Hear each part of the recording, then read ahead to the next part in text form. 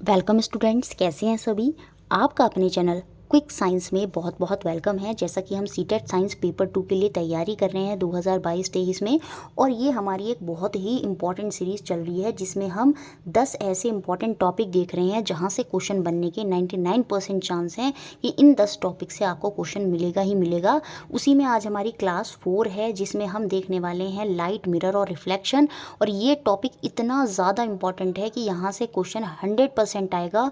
और अगर आप ये क्लास देख लेते हैं तो आपके सारे क्वेश्चन जितने भी अब तक बने हैं वो सारे हम अच्छे से क्लियर करेंगे, और कुछ थ्योरी जो है जो इम्पॉर्टेंट है उसके साथ मैं आपको सारे प्रीवियस ईयर समझाने की कोशिश करूंगी।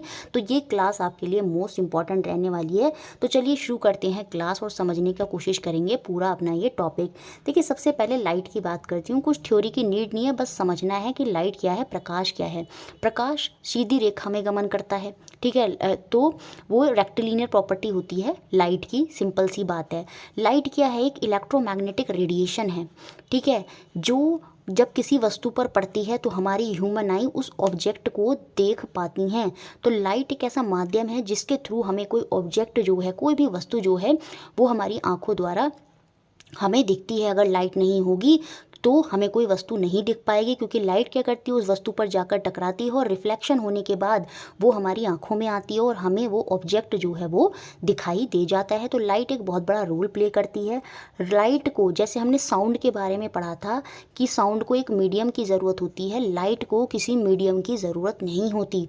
जैसे लाइट आपने देखा होगा सन से अर्थ तक आ जाती है, और आपको पता है जो स्पेस है बीच में उसमें वैक्यूम है, वो निर्वात है, वहाँ कोई पार्टिकल नहीं है। तो इट मीन्स जैसे साउंड को किसी मीडियम की ज़रूरत थी, लाइट को किसी मीडियम की ज़रूरत नहीं होती। ये तब भी क्या करती है, वेव की फॉर्म में हमें देखने को मिल जाती है। तो ये इलेक्ट्रोमैग्नेटिक रेडिएशन होती है जिनके माध्यम से हम किसी ऑब्जेक्ट को देख पाते हैं। हमारी आंखें जो हैं वो किसी ऑब्जेक्ट को देख पाती हैं। समझ में आया सेकंड पॉइंट कि लाइट को किसी मीडियम माध्यम की आवश्यकता नहीं होती है।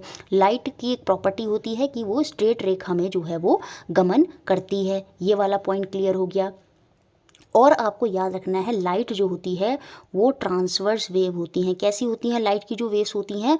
वो ट्रांसवर्स वेव्स होती हैं। जैसे हमने साउंड के बारे में पढ़ा था कि वो लॉन्गिट्यूडनल होती हैं, लेकिन लाइट जो होती हैं वो ट्रांसवर्स होती हैं, क्योंकि इसमें जो कंपन की दिशा होती है और जो वेव की दिशा होती है वो परपेंडिकुलर होती है, जिसकी वजह से ये ट्रांसवर्स वेव होती हैं। तो इंपॉर्टेंट पॉइंट जो हैं लाइट के वो मैंने आपको बता दिए हैं। अगर आप कोई नोट्स बना रहे हैं या आप सिंपली इनको याद भी रख सकते हैं कि लाइट को किसी माध्यम की ज़रूरत नहीं है। लाइट जो है वो ट्रांसवर्स वेव की फॉर्म में आती है, इलेक्ट्रोमैग्नेटिक रेडिएशन है, इसी के माध्यम से हमें जो ऑब्जेक्ट है वो दिख पाता है हमारी आंखों द्वारा। तो ये सिंपल सा कॉन्सेप्ट था जो लाइट के बारे में मैंने आपको थोड़ा सा बताया। अब हम समझेंगे मिरर के बारे में, जिसे हम हिंदी में मिरर को क्या बोलते हैं? दर्पण बोलते हैं। देखिए, मिरर क्या होता है? मिरर क्या होता है? एक चमकीला पृष्ठ होता है, एक चमकीला सरफेस होता है, जिससे क्या होता है, जब लाइट आती है तो वो रिफ्लेक्ट हो जाती है। वहाँ से टकराने के बाद लाइट जब उस सरफेस से टकराती है तो वो वापस चली जाती है। तो वो काम होता है, एक चमकीला पृष्ठ जो लाइट को क्या कर रहा है, रिफ्लेक्ट कर रहा है, वो आपका क्या होता है? मिरर होता है, दर्पण होता है। अब यहाँ पर जो मिरर होती हैं ना, वो हमारे 3 टाइप के होते हैं, और यहाँ से क्वेश्चन बहुत बनते हैं। तो जो पहला मिरर होता है वो आपका प्लेन मिरर होता है, जिसे हम क्या बोलते हैं? समतल दर्पण बोलते हैं। जिसमें आप रोज़ सुबह उठकर अपना फेस देखते हैं वो प्लेन मिरर ही होता है, समतल दर्पण ही होता है। अब mirror with a flat surface is a plane mirror. एक मिरर जो फ्लैट सरफेस, जिसका सरफेस कैसा होता है, बिल्कुल फ्लैट होता है, वो हमारा प्लेन मिरर होता है। अब जो क्वेश्चन बनता है वो यहाँ से बनता है कि प्लेन मिरर में इमेज जो हमारी, आप खड़े होते हैं तो आपकी जो प्रतिबिंब है, जो आपकी एक इमेज है, वो मिरर के पीछे बन जाती है। तो वो जो इमेज बनती है प्लेन मिरर में, समतल दर्पण में, वो किस तरह की बनती है वो इम्पॉर्टेंट है। वो वर्चुअल होती है, आभासी होती है। अब ये वर्चुअल क्या होता है और यहाँ पर ये रियल क्या होता है? इमेज 2 तरह की बनती है, या तो वो वर्चुअल बनती है या आभासी बनती है। तो चलिए पहले इसी को समझते हैं कि इमेज जो होती है वो हमारी 2 टाइप की बनती हैं, या तो वो वर्चुअल बनेगी, आभासी बनेगी, या वो रियल बनेगी, वास्तविक बनेगी। रियल इमेज वो इमेज होती है जिसे स्क्रीन पर प्राप्त किया जा सकता है। The ray light that can actually pass through the screen, जो हमें किसी स्क्रीन पर्दे पर दिखाई दे सकती है, वो हमारी रियल इमेज होती है। जैसे प्रोजेक्टर वगैरह में अगर कोई दीवार है, उस पर अगर कोई जो इमेज हमारी बन रही है वो दिखाई दे रही है वहाँ पर किसी स्क्रीन पर, किसी पेपर पर, तो वो इमेज एक्चुअली में हमें दिख रही है कहीं और। मतलब उसको हम पूरी तरह से देख पा रहे हैं तो वो हमारी रियल इमेज होती है। लेकिन एक वो इमेज जो स्क्रीन के पीछे होती है, जो हमें नहीं प्राप्त हो सकती किसी अदर स्क्रीन पर, वो हमारी आभासी छवि होती है, वर्चुअल इमेज होती है। जैसे मिरर, प्लेन मिरर, जब आप सुबह अपना शीशे में फेस देखते हैं तो वो जो इमेज होती है ना, आपकी जो प्रतिबिंब बनता है वो मिरर के पीछे बनता है, मिरर में ही कहीं पीछे बनता है। ऐसा नहीं हो सकता कि आपको वो कहीं दीवार पर मिल जाए या किसी स्क्रीन पर या किसी पेपर पर वो आपको देखने को मिल जाए, वो नहीं मिल सकता। तो इस तरह की इमेज जो मिरर के पीछे ही होती हैं वो आपकी वर्चुअल होती हैं, उनको हम किसी स्क्रीन पर प्राप्त नहीं कर सकते। तो प्लेन मिरर में बिल्कुल ऐसा ही होता है, इमेज जो बनती है वो हमारी वर्चुअल होती है, आभासी होती है। इमेज जो होती है वो हमारी इरेक्ट होती है, सीधी होती है। ऐसा थोड़ी होता है आप टेढ़े मेढ़े दिखाई देने लगते हैं, बिल्कुल सीधे दिखाई देते हैं, जैसे आप खड़े होते हैं। ऐसा थोड़ी होता है हिल रहे होते हैं मिरर में। कुछ याद ही नहीं करना है, सिर्फ समझना है। Flat surface, plane mirror. Image mirror के पीछे है, कहीं स्क्रीन पर नहीं आ रही तो वर्चुअल है। इमेज हमारी सीधी बनती है, जैसे हम हैं वैसे ही मिरर में दिखते हैं, हमारा वैसा ही प्रतिबिंब बनता है, तो इमेज हमारी इरेक्ट होती है और सेम साइज एज ऑब्जेक्ट होती है, समान आकार की होती है। ऐसा थोड़ी होता है कि आप मिरर में खड़े होते हैं तो आप छोटे दिखने लगते हैं या अपने साइज से बहुत बड़े दिखने लगते हैं। नहीं, ऐसा नहीं होता। इमेज कैसी होती है? सेम साइज एज ऑब्जेक्ट होती है। तो ये फीचर हैं जो आपको प्लेन मिरर के पता होने चाहिए, बहुत इंपॉर्टेंट है। इन तीनों से ही क्वेश्चन बन जाता है, वर्चुअल होती है, इरेक्ट होती है और सेम साइज एज ऑब्जेक्ट होती है।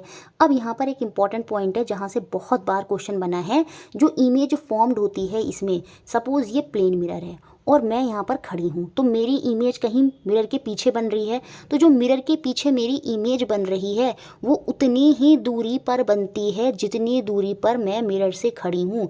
सपोज़ ये मिरर है और मिरर के बीच में 5 मीटर की दूरी है, तो जो इमेज पीछे मिरर के बन रही है वो भी 5 मीटर की दूरी पर बनेगी। इस तरह का फॉर्मेट होता है प्लेन मिरर में, याद रखेंगे। जो इमेज फॉर्म्ड होती है वो एट द सेम डिस्टेंस होती है as the object is from the mirror.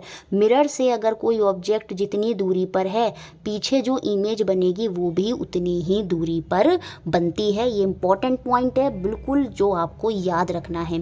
फिर प्लेन मिरर में जो इमेज है वो हमें उसमें लेटरल इन्वर्जन, पार्श्व परावर्तन जो है वो देखने को मिलता है। आपने देखा होगा, अगर आप कोई अक्षर पूरा लिख कर ले जाएंगे मिरर के आगे तो वो उसमें उल्टा दिखाई दे जाता है, मतलब दायां बायां हो जाता है, और दायां मतलब राइट, राइट लेफ्ट हो जाता है, लेफ्ट राइट हो जाता है। इसलिए आपने बहुत बार एम्बुलेंस में जो एम्बुलेंस होता है वो उल्टा लिखा होता है ताकि वो सीधा दिखाई दे। तो प्लेन मिरर की ये प्रॉपर्टी होती है, ये पार्श्व परावर्तन, लेटरल इन्वर्जन इसमें हमें देखने को मिलता है।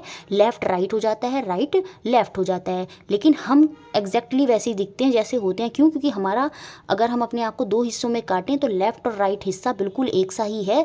अगर वो चेंज भी हो रहा है तो वो वही रहेगा, इसकी वजह से हम वैसे ही दिखते हैं।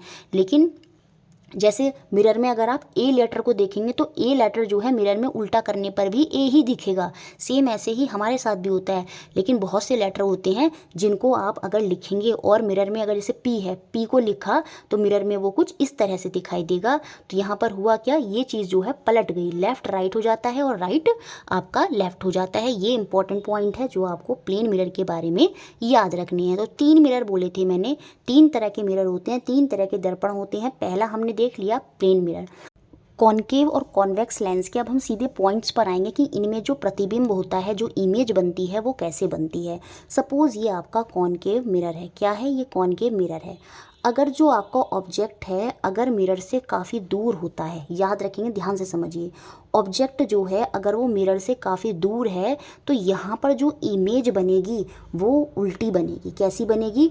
उल्टी बनेगी, इन्वर्टेड बनेगी, साथ में छोटी होगी और वो वास्तविक होगी। मतलब किसी और स्क्रीन पर हम उसको प्राप्त कर पाएंगे, मिरर के अलावा भी किसी पेपर पर या किसी स्क्रीन पर हम उस इमेज को, जो प्रतिबिंब बनेगा, उसको प्राप्त कर सकते हैं।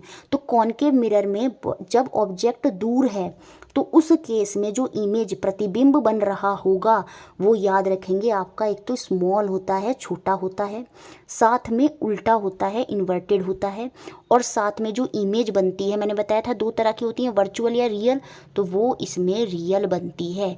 वास्तविक इमेज किसी और स्क्रीन पर हमें मिलेगी। अब दूसरी कंडीशन, जब मैं ऑब्जेक्ट को थोड़ा पास ले आई, मतलब अब इनके बीच का जो डिस्टेंस है वो थोड़ा कम हो गया, मैं थोड़ा पास ले आई तो अब सिचुएशन बदलने लगेगी। इमेज धीरे कर करके जो बहुत दूर पर मेरी छोटी बन रही थी वो इमेज अब मेरी लार्ज होने लगेगी। इमेज कैसी बनी हो जाएगी, बड़ी होने लगेगी, लेकिन अभी भी उल्टी ही रहेगी। कैसी रहेगी, उल्टी ही रहेगी। और जो इमेज रियल है अभी भी क्या होगी, वो रियल ही रहेगी। लेकिन जब मैं बहुत पास आ जाऊंगी मिरर के, जब मेरा ऑब्जेक्ट बहुत पास आ जाएगा तो उस केस में और भी सिचुएशन बदलेगी। जो इमेज है अब वो मेरी बहुत ज़्यादा बड़ी बनेगी, मैग्नीफाइड हो जाएगी। अब यहाँ पर एक चीज़ आपको समझ में आ गई, जैसे ऑब्जेक्ट दूर से पास आता चला जा रहा है इमेज के, तो जो आपकी मिरर के पास आता चला जा रहा है, तो जो आपकी इमेज बन रही है, प्रतिबिंब बन रहा है, वो बड़ा होता चला जा रहा है। यहाँ इमेज छोटी बन रही थी, थोड़ा पास आए तो बड़ी बन रही थी, यहाँ पर बिल्कुल बहुत ही मैग्नीफाइड बड़ी इमेज बनेगी। इन दोनों केस में इमेज हमारी रियल थी, लेकिन जब मैं बहुत ज़्यादा पास ले आती हूँ, फोकल लेंथ से भी आगे ले आती हूँ, तो उस केस में जो मेरी इमेज है रियल की जगह अब वर्चुअल हो जाती है, वो स्क्रीन के पीछे भी बनने लगेगी। तो देख रहे हैं खासियत कॉनकेव मिरर की, अवतल दर्पण की। इसमें दूर होने पर इमेज रियल भी होती है और बहुत ज़्यादा पास आने पर इमेज वर्चुअल भी हो जाती है। दूर होने पर इमेज छोटी भी होती है, बहुत ज़्यादा पास आने पर इमेज बहुत बड़ी भी हो जाती है। दूर होने पर इमेज उल्टी बनती है, बहुत ज़्यादा पास आने पर इमेज सीधी बनने लगती है। ये सारे फीचर होते हैं कॉनकेव मिरर में, जिसमें जब ऑब्जेक्ट बहुत ज़्यादा पास होता है, थोड़ा पास होता है, नियर होता है, तो इमेज हमारी उल्टी बनती है, इन्वर्टेड बनती है। इन्वर्टेड मतलब उल्टी बनती है और साथ में बड़ी बनती है। और जब बहुत ज़्यादा पास होता है तो इमेज हमारी जो अभी इन्वर्टेड थी, उल्टी थी, बहुत ज़्यादा पास आने पर वो इमेज अब उल्टी नहीं रहेगी, वो इमेज अब सीधी हो जाती है और साथ में बहुत ज़्यादा बड़ी हो जाती है। जैसे यहाँ पर लिखा भी है, एनलार्ज हो जाती है। और जो रियल थी वो रियल की जगह अब कैसी हो जाती है, इमेज वर्चुअल हो जाती है, आभासी हो जाती है। लेकिन जब ऑब्जेक्ट बहुत ज़्यादा फार होता है तो उस केस में जो इमेज बनती है वो इन्वर्टेड बनती है, उल्टी बनती है, साथ में छोटी बनती है और हमारी वास्तविक जो इमेज है, रियल इमेज जो है, वो देखने को मिलती है। तो समझ में आ गया होगा कॉनकेव मिरर, अवतल दर्पण के बहुत ही सारे फीचर होते हैं। जितना आप मिरर से दूर होंगे इमेज उतनी छोटी होती है, उल्टी बनती है और साथ में वो रियल होती है। जैसे जैसे पास आते चले जाते हैं इमेज बड़ी बनती जाती है और बहुत ज़्यादा पास आने पर इमेज बहुत बड़ी बनती है और साथ में इमेज की प्रॉपर्टी जो अभी तक रियल इमेज थी वो अब वर्चुअल हो जाती है। जो इमेज अभी तक उल्टी बन रही थी वो अब सीधी बन जाती है। तो समझ में आ गया होगा आपको कॉनकेव मिरर क्या होता है, अवतल दर्पण क्या होता है। सेम इसी की तरह काम करता है हमारा कॉन्वेक्स लेंस। जो हमारा उत्तल लेंस होता है वो बिल्कुल वैसे ही काम करता है जैसे कॉनकेव मिरर काम करता है। तो कॉन्वेक्स लेंस में जो इमेज बनेगी, रट लीजिए, मिरर और लेंस दोनों एक साथ बता रही हूँ। जो लेंस में, कौन सा लेंस, इसका उल्टा, कॉनकेव का उल्टा कॉन्वेक्स लेंस, उसमें भी बिल्कुल यही प्रॉपर्टी होंगी जो इस वाले मिरर की प्रॉपर्टी होती है कॉनकेव की। तो जो प्रॉपर्टी कॉनकेव मिरर शो करता है सेम वही प्रॉपर्टी कॉन्वेक्स लेंस भी शो करता है। मिरर और लेंस में इतना फ़र्क होता है, जो मिरर होता है जब लाइट आती है तो वो उसको वहाँ से रिफ्लेक्ट कर देता है, लेकिन लेंस क्या करते हैं, अपने अंदर से लाइट को क्या करा देते हैं, पास करा देते हैं। ये डिफरेंस हो जाता है दोनों में।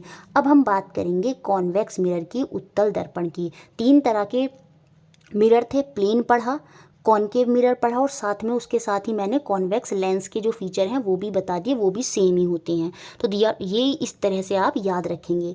अब थर्ड में उत्तल दर्पण कॉन्वेक्स मिरर देख लेते हैं। बहुत ही सिंपल से पॉइंट है।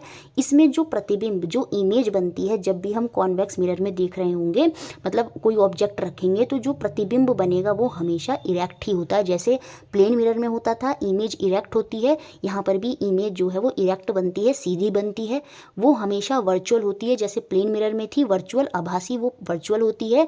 लेकिन प्लेन मिरर में क्या होता है, इमेज का जो साइज होता है वो सेम एज अ ऑब्जेक्ट होता है, लेकिन यहाँ पर जो साइज हो जाता है वो स्मॉल होता है। तो 3 फीचर हैं जो कॉन्वेक्स के याद रखने हैं। 2 तो प्लेन मिरर से मिल रहे हैं कि इमेज इरेक्ट बनती है, इमेज आभासी होती है, वर्चुअल होती है, और इमेज जो होती है वो वस्तु से छोटी बनती है। याद रखेंगे ये हमारा कॉन्वेक्स मिरर का फीचर है और सेम कॉन्वेक्स मिरर की तरह ही काम करता है क्या, आपका कॉनकेव लेंस। कॉनकेव लेंस में भी इमेज इरेक्ट बनती है, वर्चुअल बनती है और स्मॉल बनती है साइज में।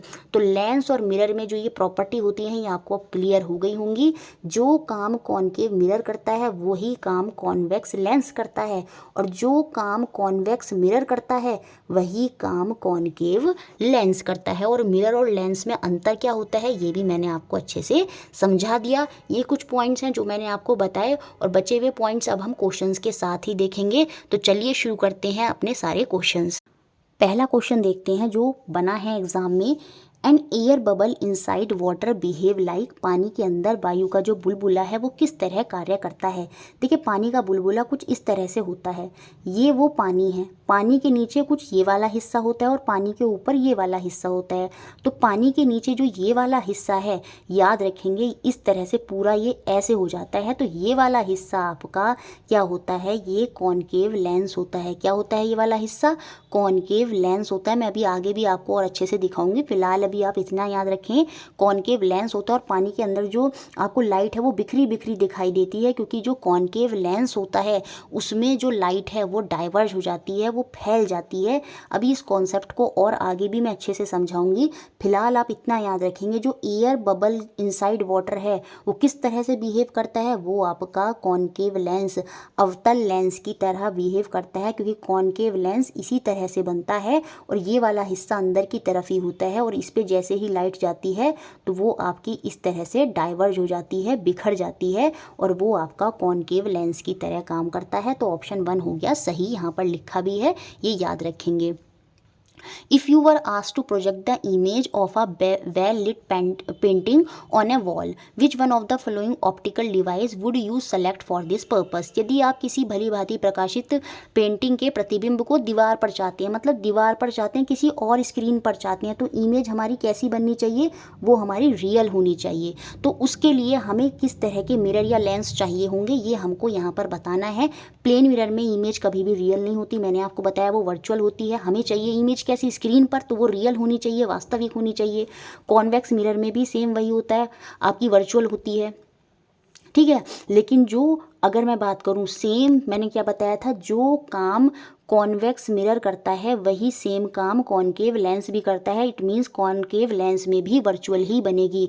तो आंसर हो जाएगा आपका यहाँ पर ऑप्शन नंबर 4 कॉन्वेक्स लेंस, क्योंकि आपको पता होना चाहिए कॉन्वेक्स लेंस भी वही काम करता है जो आपका कैसा करता है काम, कॉनकेव मिरर करता है। और कॉनकेव मिरर में मैंने आपको बताया था जब हम दूर होते हैं तो इमेज वहाँ पर उल्टी के साथ साथ रियल बनती है, वास्तविक बनती है। तो जब हमें वास्तविक इमेज बनानी है या तो हम कॉनकेव मिरर का यूज़ करेंगे या हम कॉन्वेक्स लेंस का यूज़ करेंगे। तो ऑप्शन नंबर 4 जो है हमारा सही हो जाएगा। कॉन्वेक्स लेंस को हिंदी में उत्तल लेंस जो है वो बोलते हैं। Next question 3, you are provided with आपको कॉनकेव मिरर भी दिया गया, कॉनकेव लेंस भी दिया गया, अवतल दर्पण भी दिया गया, अवतल लेंस भी दिया गया, साथ में उत्तल दर्पण भी दिया गया और उत्तल लेंस भी दिया गया, मतलब कॉन्वेक्स मिरर और कॉन्वेक्स लेंस सब दिए गए। तो अब हमको बताना है किन में जो इमेज है हमारी वो एनलार्ज होगी, ठीक है, मतलब बहुत ज़्यादा जो प्रतिबिंब है वो हमारा विवर्धित होगा, बहुत बड़ा बनेगा।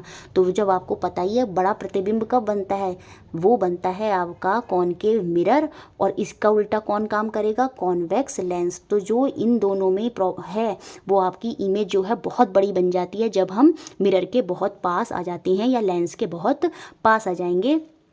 तो आंसर होगा कॉनकेव या कॉन्वेक्स जो है, कॉनकेव मिरर या convex lens. Option number D अवतल दर्पण या उत्तल लेंस, इन दोनों के केस में ही इमेज हमें जो है वो बहुत बड़ी मिल जाती है जब हम ऑब्जेक्ट के पास आते हैं। लेकिन हमने कॉन्वेक्स मिरर और कॉनकेव लेंस के बारे में ये पढ़ा था कि उनमें इमेज हमेशा ही छोटी बनती है। तो यहाँ पर बड़ी पूछ रहा था, तो ऑप्शन नंबर डी जो है वो हमारा सही हो जाएगा। Next question, which one of the following can be use to form a virtual and magnified image of the object. किसी वस्तु का आभासी और विवर्धित प्रतिबिंब बताना है, वो कब बनेगा। देखिए वर्चुअल बनता है हमारा दोनों में, कॉनकेव में भी कॉन्वेक्स में भी, मिरर की बात करूं तो मैं। लेकिन जो मैग्नीफाइड है, बड़ा जो है, वो हमारा खाली कॉनकेव मिरर में ही बनता है, या अवतल दर्पण में मैं बोलूँगी, क्योंकि मुझे पता है उत्तल दर्पण कॉन्वेक्स मिरर में तो इमेज जो है वर्चुअल तो बनती है लेकिन वो छोटी बनती है। और यहाँ पर बात कर रहा है मैग्नीफाइड की, बड़ी की, तो वो या तो आपका कॉनकेव मिरर होगा, और उसी की तरह उल्टा कौन काम करता है, कॉन्वेक्स लेंस काम करता है।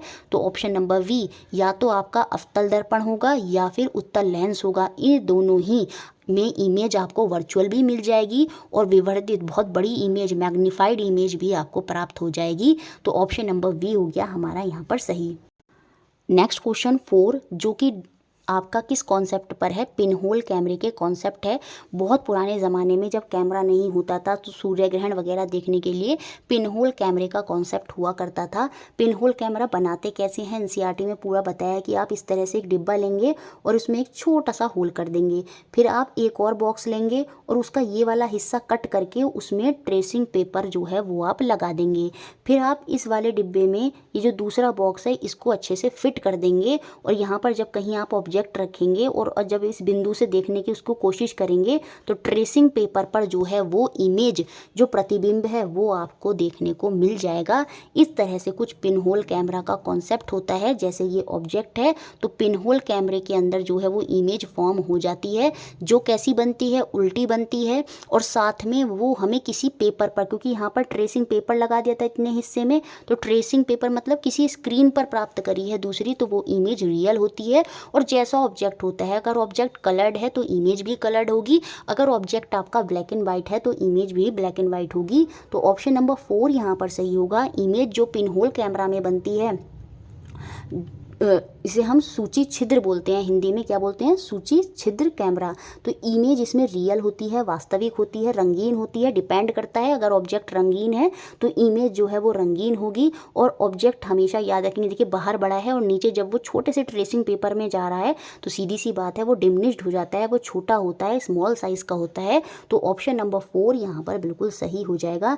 इमेज रियल है, इन्वर्टेड है, कलर्ड है और साथ में आपकी कैसी है, डिमिनिश्ड है। तो ऑप्शन 4 हो गया यहाँ पर सही। और देखिए यहाँ पर लिखा भी है कि कलर्ड ऑब्जेक्ट है, ऑब्जेक्ट कैसा है, कलर्ड है। अगर जब रंगीन ऑब्जेक्ट है तो इमेज भी रंगीन होगी, अगर कलर्ड की जगह ब्लैक आ जाए, ब्लैक एंड वाइट, तो याद रखेंगे इमेज जो है उस केस में ब्लैक एंड वाइट ही बनेगी। जैसा ऑब्जेक्ट का रंग होगा वैसी ही इमेज का कलर बनता है आपका पिन होल कैमरा में, सूची छिद्र कैमरे में। ये भी इंपॉर्टेंट पॉइंट है, इसको याद रखेंगे। नेक्स्ट क्वेश्चन 5, देखिए ये इंपॉर्टेंट है, इसको अच्छे से पूरा समझ लेते हैं। एक मीडियम ए है जो कि डेंसर है, देन मीडियम वी। अब मैं आपको समझाती हूँ ये डेंसर और रेयरर का कॉन्सेप्ट क्या होता है इस पूरे एग्जाम्पल से। देखिए ये एयर है और ये ग्लास है, तो जो एयर होता है ना वो रेयरर होता है, रेयरर, जिसे हम हिंदी में विरल बोलते हैं, रेयरर। रेयरर मतलब जहाँ पर डेंसिटी कम होती है, मतलब हवा जो है पार्टिकल दूर दूर होते हैं, तो वहाँ पर आपको मैंने डेंसिटी का कॉन्सेप्ट पहले ही समझा दिया। तो वहाँ पर जो घनत्व है, जो डेंसिटी है वो कम होती है, और जहाँ डेंसिटी कम होती है वो रेयरर मीडियम होता है। कैसा होता है, रेयरर मीडियम होता है।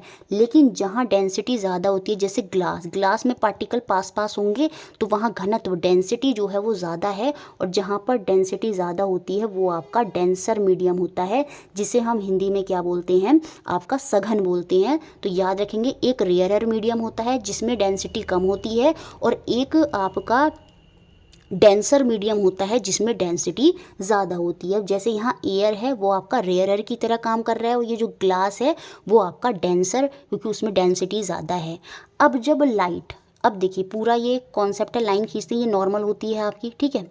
जब लाइट पास करती है, ये यहाँ पर रिफ्लेक्शन नहीं हो रहा, ये यहाँ पर रिफ्रैक्शन हो रहा है, रिफ्रैक्शन, याद रखेंगे रिफ्रैक्शन।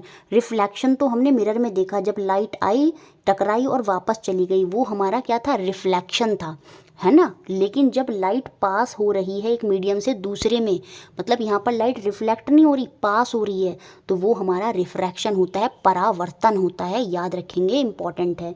अब देखिए एयर है, ये हमारी रेयरर है, आर से रिप्रेजेंट कर दिया, ग्लास हमारा डी से रिप्रेजेंट कर दिया, ये डेंसर है। तो जब लाइट रेयर से डेंसर में जाती है, जैसे यहाँ एयर से ग्लास में जाएगी, जैसे ये लाइट आई तो ये अब यहाँ पर रिफ्लेक्ट नहीं होगी, क्योंकि यहाँ पर कौन सी प्रॉपर्टी शो होगी, रिफ्लेक्ट की नहीं, रिफ्रैक्शन की प्रॉपर्टी शो होगी, परावर्तन की प्रॉपर्टी शो होगी, और लाइट एक मीडियम से दूसरे मीडियम के अंदर चली जाएगी और यहाँ पर ये नॉर्मल की तरफ बैंड करने लगेगी। और जब रेयर से डेंसर में जाती है तो स्पीड ऑफ लाइट जो है वो घट जाती है। देखिए जो रेयर है, हल्का है, तो वहाँ पर लाइट आसानी से निकल जाएगी, लेकिन जो डेंसर है, जहाँ पर डेंसिटी ज़्यादा है, घनत्व ज़्यादा है, तो वहाँ पर लाइट को निकलने में दिक्कत होती है। तो इसलिए लाइट जब रेयर से डेंसर में जाती है, जैसे एयर से ग्लास में जाएगी, तो वो आपकी लाइट में जो स्पीड है वो कम हो जाएगी, ठीक है। और साथ में जो लाइट है वो नॉर्मल की तरफ बैंड करती है। याद रखेंगे, इंपॉर्टेंट पॉइंट है, लाइट जो है वो नॉर्मल की तरफ बैंड करती है और ये आपका रिफ्रैक्शन है, परावर्तन है। अब जब लाइट यहाँ ग्लास से फिर वापस एयर में जाएगी, तो ग्लास तो मेरा डेंसर था और एयर मेरी रेयर थी, तो अब यहाँ पर डेंसर से रेयर में लाइट जाएगी। ये डेंसर मीडियम है, यहाँ पर डेंसिटी ज़्यादा है और लाइट यहाँ रेयर से जा रही है। तो इस केस में जब डेंसर से रेयर में लाइट जाएगी तो स्पीड ऑफ लाइट जो है वो बढ़ जाएगी, क्योंकि यहाँ तो कम रही होगी, लेकिन वो फिर से जब रेयरर में आ गई तो फिर पार्टिकल दूर दूर हो गए तो स्पीड ऑफ लाइट बढ़ गई। तो जब डेंसर से रेयर में जाते हैं तो स्पीड ऑफ लाइट बढ़ जाती है और जो लाइट है वो नॉर्मल से अवे हो जाती है, दूर चली जाती है। याद रखेंगे, इंपॉर्टेंट पॉइंट है। और ये हमारी किसकी प्रॉपर्टी हम पढ़ रहे हैं, रिफ्रैक्शन पढ़ रहे हैं। लाइट में जो रिफ्रैक्शन होता है, परावर्तन होता है, जब हल्के से भारी मीडियम में जाती हैं तो लाइट नॉर्मल की तरफ बैंड करती है और उसकी स्पीड घट जाती है, लेकिन जब हम भारी से हल्के मीडियम में जाते हैं तो स्पीड ऑफ लाइट जो है वो बढ़ जाती है और जो लाइट है वो नॉर्मल से दूर चली जाती है। ये बहुत इंपॉर्टेंट पॉइंट है, थ्योरी भी यहीं समझा दी और क्वेश्चन भी यहीं पर आपका क्लियर हो जाएगा। अब इसने बोला जो मीडियम ए है वो डेंसर है, तो मैं मान लेती हूँ ये मेरा मीडियम ए है, जो ग्लास है एग्जाम्पल के लिए मान ला ये डेंसर है। देन मीडियम बी हमारा ये एयर होगा, जो कि आपकी सीधी सी बात है, जब ये डेंसर है तो मीडियम बी जो है वो आपका रेयरर होगा। तो बताना है कौन सा कथन यहाँ पर सही है। देखिए डेंसर को हिंदी में सघन बोलते हैं और रेयरर को हिंदी में विरल बोलते हैं, तो उसी के हिसाब से आप देख लेंगे। हिंदी इंग्लिश बहुत ज़्यादा मिक्स करेंगे तो कुछ समझ में नहीं आएगा। तो विच of the following statement is true, कौन सा कथन यहाँ पर सही है ये हमको बताना है। Speed of light is more in medium A than medium B, गलत। देखिए मीडियम ए तो आपका डेंसर था, वहाँ पर डेंसिटी ज़्यादा है तो स्पीड ऑफ लाइट कम होगी, और ये कह रहा है स्पीड ऑफ लाइट ज़्यादा होगी, तो ये पॉइंट तो हो गया बाहर। Speed of light is more in medium B than medium A, बिल्कुल मीडियम ए तो मेरा डेंसर था और मीडियम बी मेरा रेयरर था, और जब डेंसर से रेयरर में जाते हैं तो स्पीड ऑफ लाइट बढ़ती है, इसलिए मेरा बी पॉइंट यहाँ पर सही होगा। जो स्पीड ऑफ लाइट है वो मीडियम बी में ज़्यादा होगी as compare to medium A, क्योंकि मीडियम बी जो है वो हल्का है, वो रेयरर है, उसी वजह से उसमें स्पीड ऑफ लाइट ज़्यादा है। माध्यम ए की अपेक्षा माध्यम बी में प्रकाश की गति अधिक होगी, तो ऑप्शन नंबर बी जो है वो मेरा यहाँ पर समझ जो है वो हो गया है, और मुझे लगता है ये अच्छे से क्लियर भी आपको कॉन्सेप्ट हो गया होगा। चलिए अगला क्वेश्चन देखते हैं। 6 इस तरह के 2 क्वेश्चन बने, और जो 2021 की अलग अलग शिफ्टों में क्वेश्चन बने वहाँ भी इस तरह के 2-3 क्वेश्चन बने थे। Ritu is standing in front of a plane mirror, ये प्लेन मिरर है, यहाँ पर भैया रितु खड़ी है, and the distance between Ritu and her image, जो रितु है ये यहाँ पर कहीं रितु खड़ी है मिरर के पास, और जो उसका प्रतिबिंब बन रहा है इमेज, उन दोनों के, रितु और उसका प्रतिबिंब कहीं इतनी दूर पर बन रहा होगा, इन दोनों के बीच की दूरी 10 मीटर है, मतलब यहाँ से यहाँ तक की दूरी 10 मीटर है। वह दर्पण की ओर 2 मीटर चले, जो रितु है she moves 2 metre toward the mirror, अब वो मिरर के 2 मीटर पास आ गई है। मतलब देखिए अब यहाँ पर समझिए, पूरा यहाँ से यहाँ तक की दूरी 10 है, इट मीन्स ये भी 5 होगी, ये भी 5 होगी। इट मीन्स जो रितु है वो मिरर से 5 मीटर की दूरी पर थी, तभी उसका जो प्रतिबिंब है वो भी 5 मीटर की दूरी पर बना, और रितु और मिरर की डिस्टेंस नहीं था, रितु और उसकी इमेज का डिस्टेंस 10 जो था वो क्वेश्चन में दिया था। अब रितु 2 मीटर जो है वो आगे आ गई है, तब यहाँ आ गई, तो अब जब जो 2 मीटर इधर से बढ़ गई तो यहाँ से यहाँ तक की दूरी अब कितनी रह जाएगी, 3 रह जाएगी। तो जो इमेज बनेगी पीछे वो भी 3 पर ही बनेगी। तो कुल मिलाकर अब रितु और उसकी जो इमेज बन रही है, प्रतिबिंब बन रहा है, उसके बीच की दूरी कितनी होगी, 6 मीटर हो जाएगी। ऑप्शन नंबर डी जो है वो यहाँ पर सही हो जाएगा। अभी भी समझ में नहीं आया तो ये दूसरा क्वेश्चन देखते हैं। अब मंजुला जो है ऑब्जर्व कर रही है अपनी her image in a plane mirror. Distance between herself and the mirror is 5 metre. ये मिरर है और ये मंजुला यहाँ खड़ी है, तो मिरर और उसके बीच की जो दूरी है वो 5 मीटर की है। क्वेश्चन में साफ दिया है दर्पण से उसकी दूरी 5 मीटर है और वो अपना प्रतिबिंब का जो प्रेक्षण है वो कर रही है। She moves 1 metre toward the mirror. वो मिरर की ओर 1 मीटर चलती है। पहले 5 मीटर की दूरी थी, वो 1 मीटर चल गई, तो अब मिरर और उसके बीच की दूरी जो है वो 4 मीटर की हो गई है। तो जो उसका डिस्टेंस है उसका और जो उसकी अब इमेज बनेगी उसके बीच की दूरी कितनी होगी, क्योंकि अब वो यहाँ पर 4 मीटर की दूरी है और प्लेन मिरर की क्वालिटी यही होती है कि जो उसमें इमेज बनती है वो उतनी ही दूरी पर बनती है जितनी दूरी पर आपका क्या था, ऑब्जेक्ट था। तो पीछे जो इमेज बनेगी वो भी 4 मीटर पर ही बनेगी। अब ये मंजुला है, ये उसकी इमेज है, इन दोनों के बीच की दूरी कितनी हो गई, 4 और 4 8 मीटर जो है वो इनकी दूरी हो जाएगी। It means option number C जो है वो यहाँ पर सही हो जाएगा। नेक्स्ट क्वेश्चन देखते हैं, कौन सा कथन यहाँ पर सही है प्लेन मिरर के बारे में। बहुत सिंपल है, प्लेन मिरर में जो ऑब्जेक्ट है वो सेम साइज का बनता है, बिंब वस्तु की दूरी की समान दूरी पर बनता है। अब इसी के बेसिस पर हमने 2 क्वेश्चन भी करे थे। इमेज जो है वो इसमें लिटरली इन्वर्टेड होती है, पार्श्व परावर्तित होती है, पीछे समझा दिया था। इमेज जो होती है इसमें वर्चुअल होती है, आभासी होती है। तो ऑप्शन नंबर 3 जो है वो यहाँ पर सही हो जाएगा, B, C and D. Next question 8 यहाँ पर बताना था कौन सा कथन यहाँ पर सही है। बहुत ध्यान से करना है। कॉन्केव मिरर के बारे में क्या बताया था, इसमें इमेज इरेक्ट भी बनती है और इन्वर्टेड भी बनती है। बिल्कुल, जब हम बहुत पास आ जाते हैं तो इमेज सीधी भी हो जाती है और जब हम दूर रहते हैं तो हमारा प्रतिबिंब उल्टा भी बनता है। सही स्टेटमेंट ही पूछ रहा था, तो पहला स्टेटमेंट ही हमारा यहाँ पर सही हो जाएगा। बाकी स्टेटमेंट भी हम देख लेते हैं। अब बात कर रहा है किसकी, कॉन्वेक्स मिरर की, और उसके 3 फीचर थे। इमेज वर्चुअल होती है, इमेज जो होती है वो आपकी हमेशा स्मॉल होती है, डिमिनिश्ड होती है, और इमेज हमेशा इरेक्ट होती है। और यहाँ पर ये कह रहा है इमेज इन्वर्टेड होती है, नहीं, इमेज तो हमेशा इरेक्ट होती है। इस वजह से सेकंड पॉइंट हो गया यहाँ पर गलत। उत्तल दर्पण सदैव ही उल्टा प्रतिबिंब बनाता है, गलत। कॉन्वेक्स मिरर का फिर से बोल रहा है कि इसमें इरेक्ट भी बनती है और इन्वर्टेड भी बनती है, नहीं, ये तो कॉनकेव का फीचर होता है, ये तो अवतल दर्पण का होता है, ना कि उत्तल का, तो ये भी गलत। कॉनकेव मिरर जो है इसमें हमेशा ही सीधी इमेज बनती है, नहीं, दूर जाने पर उल्टी भी तो बनती है, तो ये भी गलत हो गया। इसीलिए हमारा पहला पॉइंट जो था वो यहाँ पर। नेक्स्ट क्वेश्चन देखते हैं 9, light ray from an object fall on a surface and get reflected in a completely diffuse manner. कोई बिंब से प्रकाश किरणें किसी पृष्ठ पर गिरती हैं और पूर्णतः विस्तृत ढंग से परावर्तित हो जाती हैं। अच्छा, परावर्तित, सॉरी मैंने वहाँ पर पीछे आपको हिंदी में गलत बता दिया। देखिए जो रिफ्लेक्शन होता है, रिफ्लेक्शन क्या होता है, देखिए ये होता है रिफ्लेक्शन। लाइट आई, सरफेस से टकराई और वापस चली गई, तो ये आपका रिफ्लेक्शन होता है, जिसे हम हिंदी में परावर्तन बोलते हैं। और मैंने रिफ्रैक्शन को भी हिंदी में क्या बता दिया, परावर्तन। नहीं, वो परावर्तन नहीं होता, वो अपवर्तन हो रहा है होता है, तो सॉरी, उसको ठीक कर लीजिएगा। एक होता है रिफ्लेक्शन जो ये हो रहा है, एक होता है रिफ्रैक्शन जो मैंने अभी मीडियम वाला आपको समझाया था कि लाइट जो है एक मीडियम से दूसरे मीडियम में पास कर जाती है, वहाँ पर वो जो लाइट है वापस नहीं जाती, तो वो आपका प्रकाश का क्या होता है, अपवर्तन होता है, ना कि परावर्तन। सॉरी, हिंदी में गलत बोल दिया था, वो परावर्तन नहीं था, वो क्या था, अपवर्तन है, जिसे हम रिफ्रैक्शन जो है वो इंग्लिश में बोलते हैं। तो यहाँ पर रिफ्लेक्ट हो रही है लाइट, वो भी कम्प्लीटली डिफ्यूज्ड मैनर में, और वो ये वाला केस होगा। डिफ्यूज्ड मैनर, लाइट इधर उधर बिखर रही है, क्यों, क्योंकि जो सरफेस रहा होगा वो उबड़ खाबड़ रहा होगा, इसी वजह से जो लाइट है वो डिफ्यूज्ड मैनर में जा रही है, विस्तृत ढंग में परावर्तित हो रही है। तो बिंब की प्रकृति कैसी होगी ये हमको बताना है, नेचर ऑफ इमेज बनाना है। अब देखिए यहाँ पर लाइट आती है, पूरी ऐसे जा रही है, तो यहाँ पर एक पॉइंट पर आकर जो इमेज है वो बन जाती है, तो यहाँ पर हमारी एक इमेज जो है वो हमको देखने को मिलती है।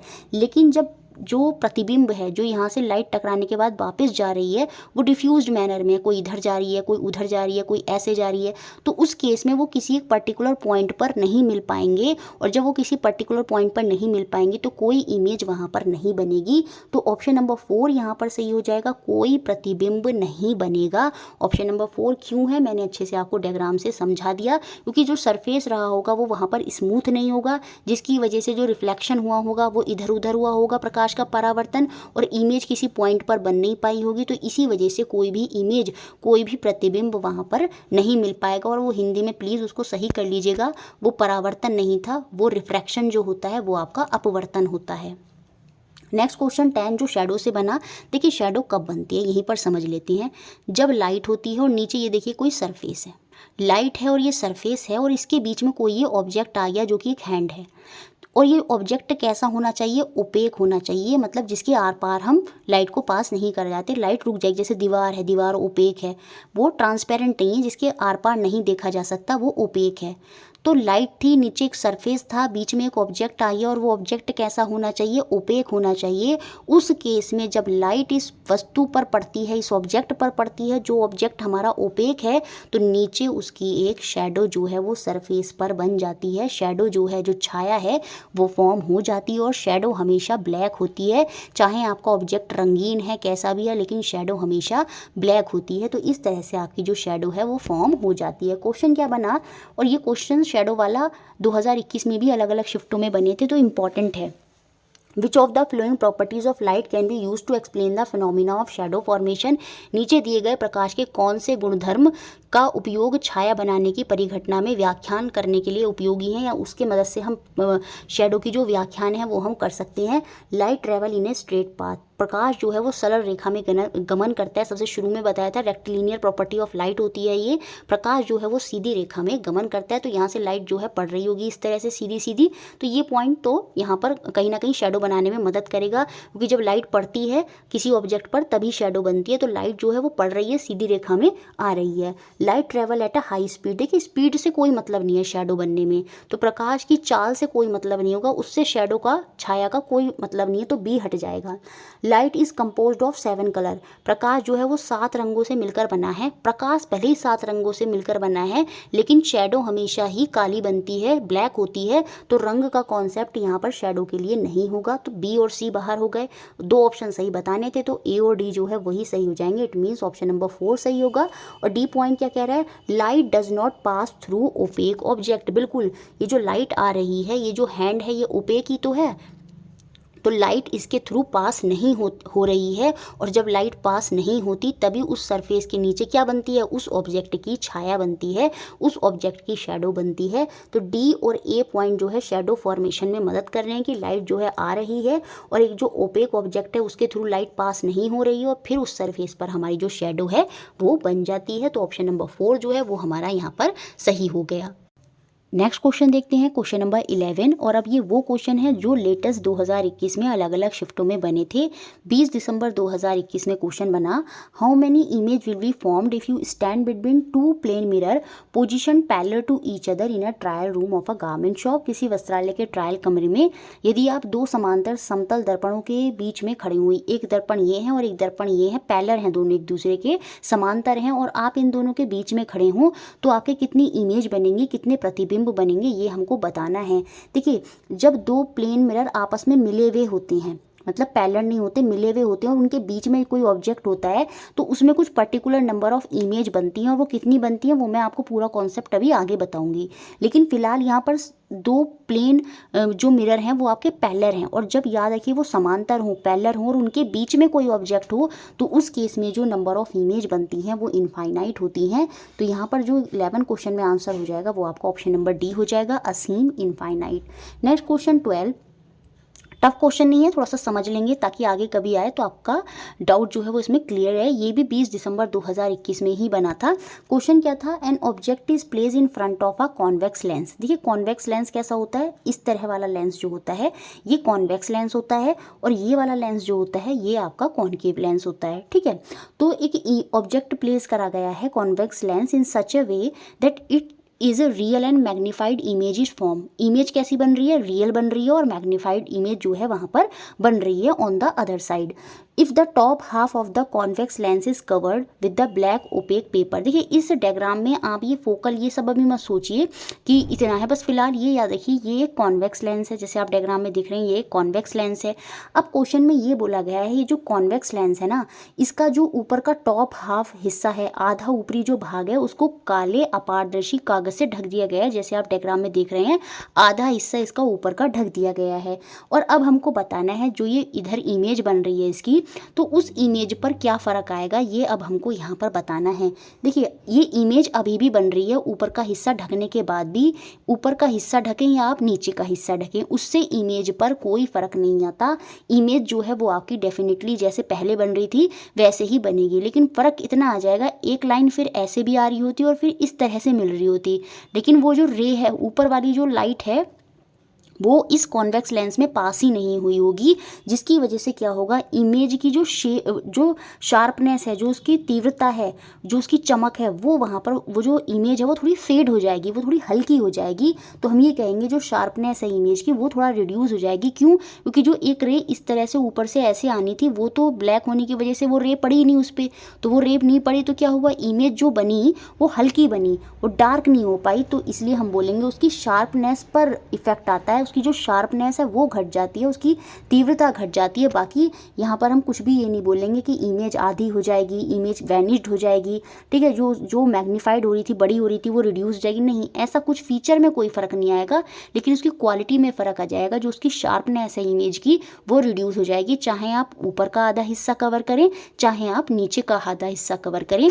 तो ये कॉन्सेप्ट मुझे लगता है अब आपको अच्छे से क्लियर हो गया होगा।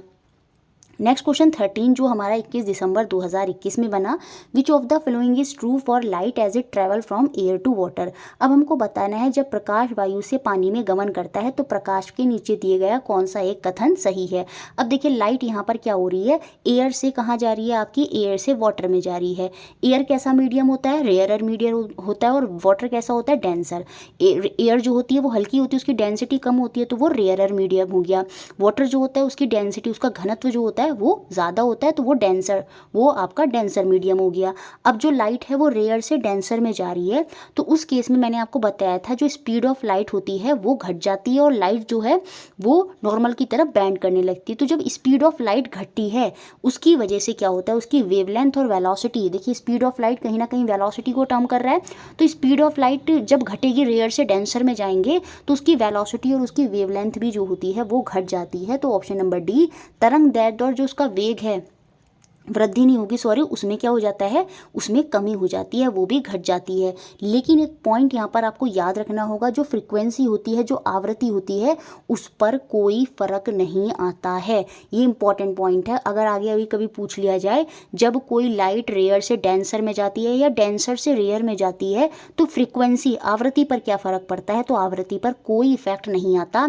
अगर स्पीड ऑफ लाइट बढ़ रही है, जैसे रेयर से डेंसर में जा रहे हैं, तो वहाँ पर स्पीड ऑफ लाइट क्या हो रही थी, अभी जैसे एयर क्या थी, रेयर थी, और वाटर क्या था, डेंसर था। तो रेयर से जब हम डेंसर में जा रहे हैं, हल्के से भारी में जा रहे हैं, तो स्पीड ऑफ लाइट घट जाएगी, जिसकी वजह से उसकी वेवलेंथ और उसकी वेलोसिटी भी यहाँ पर घटेगी। लेकिन जब हम डेंसर से रेयर में जाएंगे, भारी से हल्के से जाएंगे, अभी इस क्वेश्चन में अगर हम वाटर से एयर में जा रहे होते तो उस केस में स्पीड ऑफ लाइट क्या होती, बढ़ती, क्योंकि भारी से हल्के में जा रहे हैं तो स्पीड ऑफ लाइट बढ़ती, और उस केस में उसकी वेवलेंथ और वेलोसिटी भी बढ़ जाती। तो ये कॉन्सेप्ट याद रखेंगे, अगर स्पीड ऑफ लाइट घटेगी तो वेवलेंथ और वेलोसिटी यहाँ पर घट जाएंगी। तो ऑप्शन नंबर डी जो है वो हमारा यहाँ पर सही हो जाएगा। और पीछे भी मैंने आपको ये पूरा रेयर डेंसर का जो कॉन्सेप्ट है पीछे भी मैंने आपको अच्छे से समझा दिया है, अब ये आपको अच्छे से क्लियर हो गया होगा। नेक्स्ट क्वेश्चन 14 जो हमारा 22 दिसंबर 2021 में बना, अ कॉन्वेक्स लेंस, आपका जो कॉन्वेक्स लेंस है वो सबमर्ज करा जाता है in liquid medium of higher refractive index will act as, ये थोड़ा हाई लेवल क्वेश्चन यहाँ पर बना था,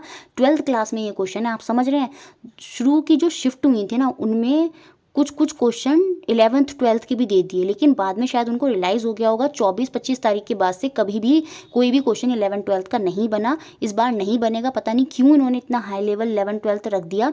अभी उसको इग्नोर ही करना पड़ेगा, अगर कोई आ जाता है बाई चांस से तो आपको छोड़ना ही पड़ेगा, क्योंकि वो हायर लेवल आप अभी नहीं कर पाएंगे। अब ये क्वेश्चन 12th क्लास में, अब पता नहीं क्यों दिया इन्होंने 22 दिसंबर की शिफ्ट में, शुरू की शिफ्ट में ये दिखाने के लिए कि पेपर बहुत टफ आ रहे हैं, इस वजह से इन्होंने दिया। बाद में आप देखेंगे तो क्वेश्चन नॉर्मल आते चले गए, लेकिन शुरू की शिफ्टों में क्वेश्चन जो थे वो थोड़े से आउट ऑफ कोर्स ही कहेंगे, क्योंकि इन्होंने जो सिलेबस बताया है वो बेसिकली 6, 7, 8 का ही NCERT होता है, वही निचोड़ होता है उसका, लेकिन फिर भी ये करा गया है। चलिए कोई नहीं, इसको एक साइड में रखते हैं, क्वेश्चन देखते हैं अपना। तो देखिए अभी इस क्वेश्चन को करने से पहले हम समझेंगे अब कॉन्वेक्स लेंस और कॉन्केव लेंस क्या होता है। देखिए ये जो इस पोजीशन में ऐसे है ये आपका कॉन्वेक्स लेंस होता है और ये वाला जो है आपका कॉनकेव लेंस होता है। ये जो कॉन्वेक्स लेंस होता है आप देख रहे होंगे यहाँ पर, ये यहाँ से तो पतला होता है, एज, ये क्या कहलाते हैं, एज, ये एज से पतला होता है और बीच से मोटा होता है, ये भी बन सकते हैं, याद रखेंगे। इसकी जो फोकल लेंथ होती है ना कॉन्वेक्स लेंस की, वो पॉजिटिव होती है, ये इंपॉर्टेंट पॉइंट है। जो कॉन्वेक्स लेंस होता है उसकी जो फोकल लेंथ होती है वो पॉजिटिव होती है और ये आपके कन्वर्जिंग लेंस होते हैं। मतलब यहाँ पर लाइट जब आती है इस तरह से तो वो एक पॉइंट पर, एक फोकस पर आकर क्या होती है, मिल जाती है, कन्वर्ज हो जाती है, तो ये आपके कन्वर्जिंग लेंस कहलाते हैं। अगर मैं कॉनकेव लेंस की बात करूँ तो ये यहाँ से तो पतले, ये यहाँ से तो एज से तो मोटे होते हैं और बीच से पतले होते हैं, ये आपके कॉनकेव लेंस होते हैं। इनकी जो फोकल लेंथ होती है वो नेगेटिव होती है, माइनस में होती है और ये आपके डाइवर्जिंग लेंस होते हैं। मतलब जब लाइट आती है तो वो ऐसे आती है और ऐसे चली जाती है, डाइवर्ज हो जाती है, तो ये डाइवर्जिंग लेंस होते हैं और इनकी फोकल लेंथ निगेटिव होती है। अब देखिए यहाँ से एक चीज़ और आएगी, जिन लोगों को मायोपिया होता है, मायोपिया जिसे हम कहते हैं निकट दृष्टि दोष।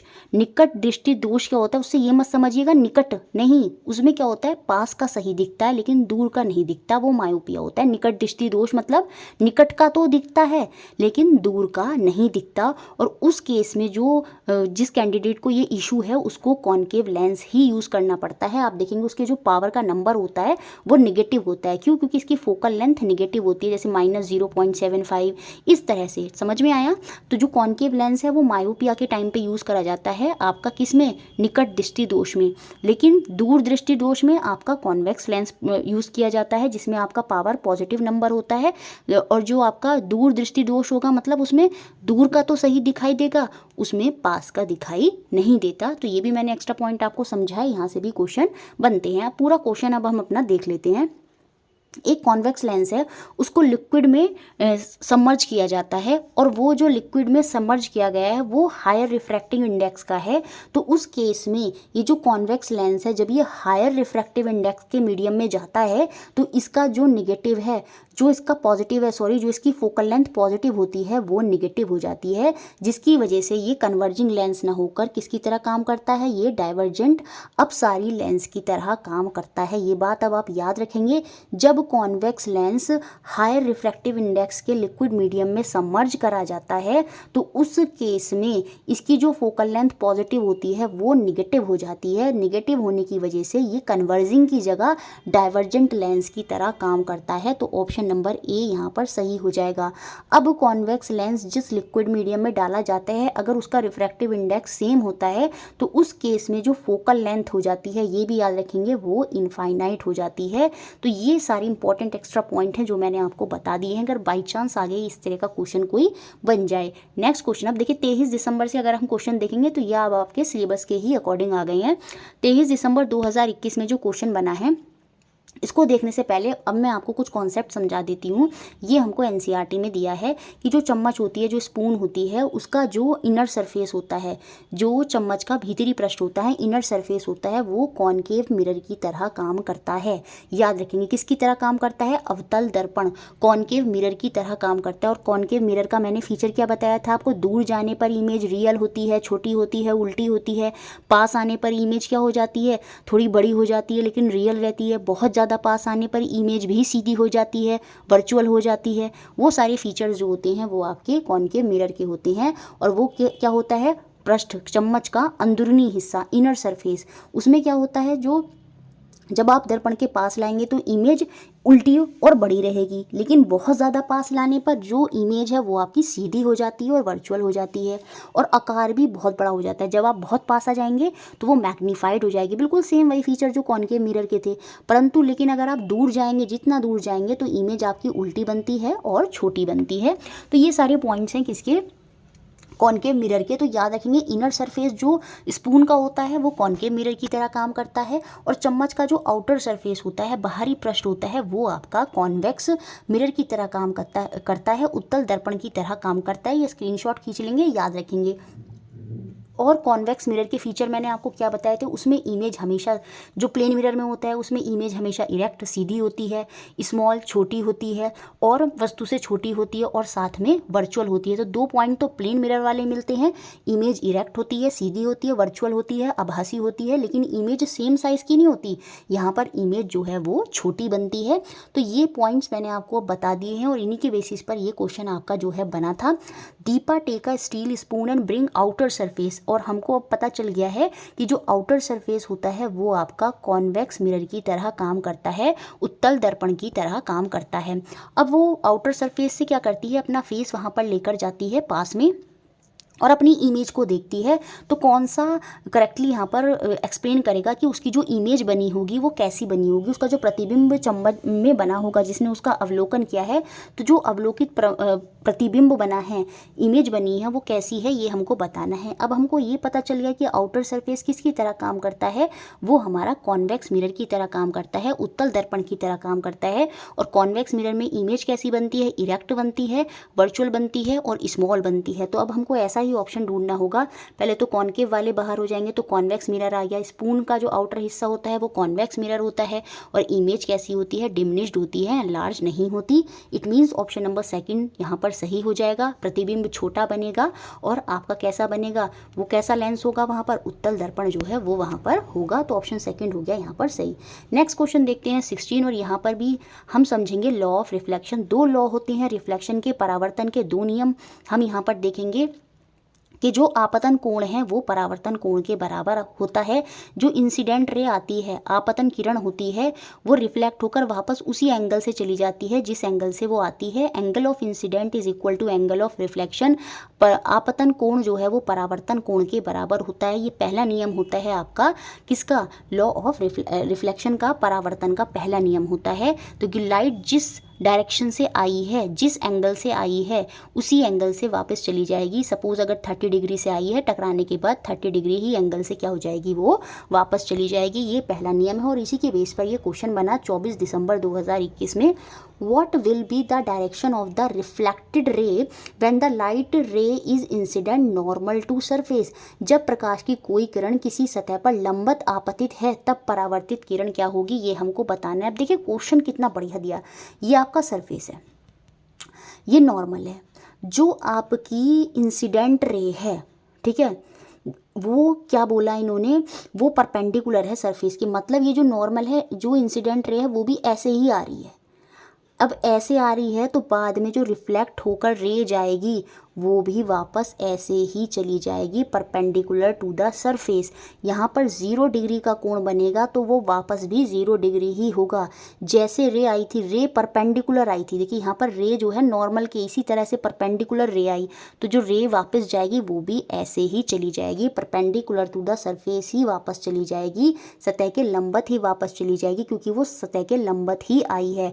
आपतित किरण अगर लंबत आई है तो परावर्तन किरण, जो रिफ्लेक्टेड रे है, वो भी परपेंडिकुलर लंबत ही चली जाएगी। अगर क्वेश्चन ये बने 0 डिग्री से आई है तो वापस 0 डिग्री से ही चली जाएगी। तो ऑप्शन नंबर बी जो है यहाँ पर सही हो जाएगा।